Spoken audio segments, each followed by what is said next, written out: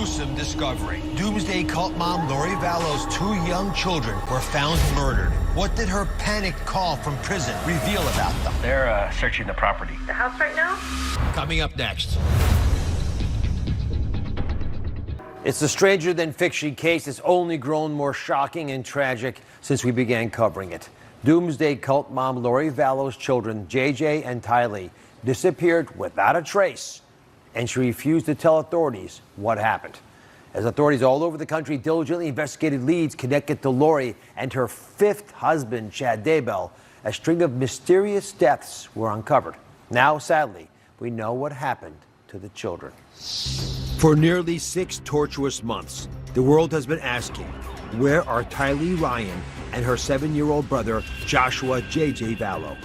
After being questioned by authorities about their whereabouts in November 2019, their mother, Lori Vallow, quickly fled town with her 5th husband, Chad Daybell.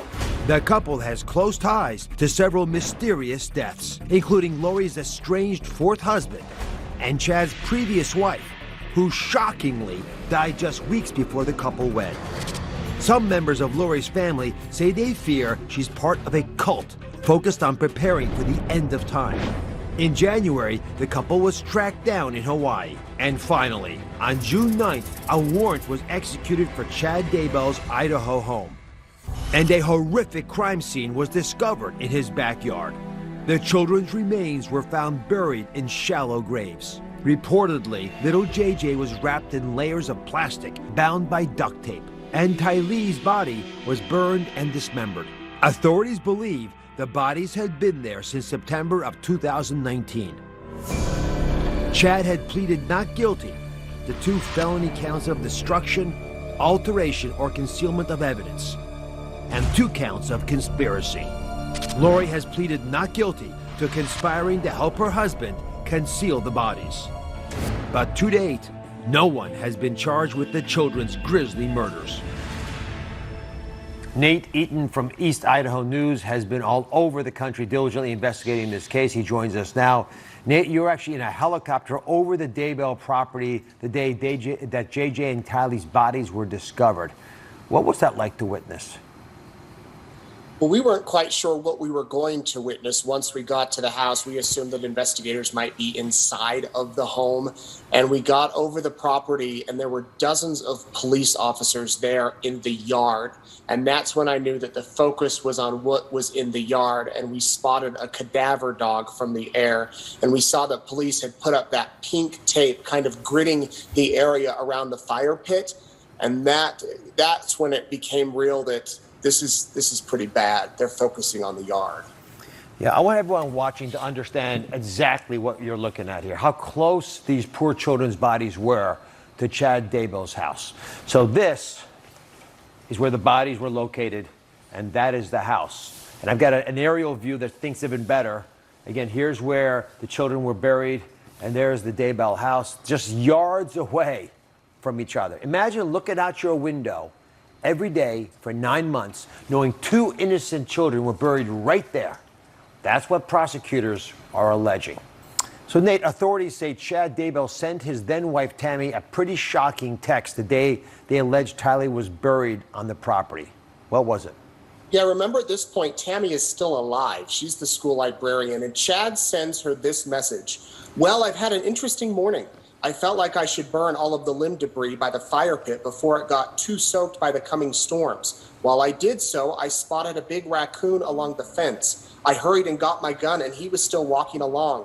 I got close enough that one shot did the trick. He is now in our pet cemetery.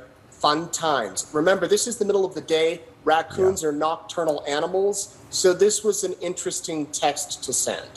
Yeah, I mean, I think it's significant because the authorities say Tylee's body was dismembered and burned. Right, so now you have a gunshot, you've got, a fire. They could sort of make an excuse of what was going on that might not involve a raccoon, but might involve 2 young children.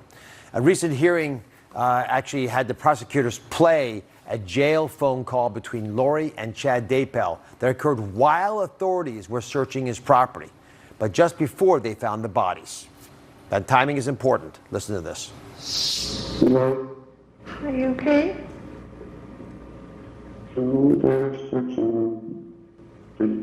property. The house right now? Yeah. Yeah.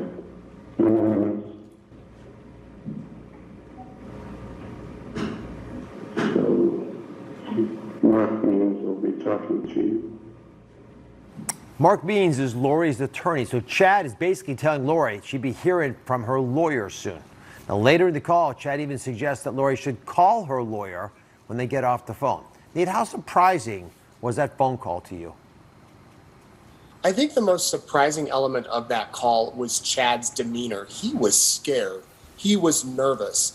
And Lori was trying to console him, saying, you know, you want me to pray for you? What do you want me to do? She sounded pretty normal. Chad seemed scared. That was probably the last time they've actually spoken with each other, because he was arrested just hours later and they're not allowed to communicate with each other as they're behind separate facilities. Nate, what have you uncovered about why Lori may have been involved with the gruesome deaths of her two youngest children?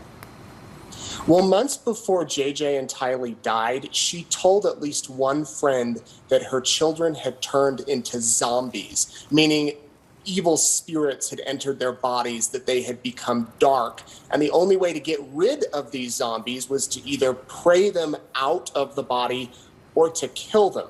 So she obviously believed that her children had become possessed, had become evil, and something needed to be done in order to fulfill God's will. Lori and Chad Daybell, they've both been in jail for months now. They allegedly believed the world was going to end on July 22nd, which came and went. We're still here, and much of their family has now turned against them. Nate, what are your sources telling you about how they are holding up in jail? Well, they're both in isolation. They don't have any contact with other inmates in the facility. Chad reads his scriptures and other religious books throughout the day. He says prayers. We know that Lori does the same thing. They're allowed to have a few visitors based on a list of pre-approved people. But other than that, they're keeping to themselves. A lot of people have said, is one of them going to turn on the other? Is Lori going to turn on Chad or Chad turn on Lori? Every indication at this point, no, they are remaining loyal to each other, they are remaining faithful to each other, and they are maintaining their innocence. In addition to the tragic deaths of Lori's kids, JJ and Tylee, we also know Lori's previous husband, Charles, was killed by her brother, and Chad's first wife, Tammy, mysteriously died just weeks before Chad and Lori got married. So right now, Lori and Chad are facing charges related to the claims they hid the children's bodies, but no murder charges have been filed yet. So, Nate, do your law enforcement sources expect that to change anytime soon? One would assume, but here's the thing, Dr. Oz. Both of them aren't going anywhere.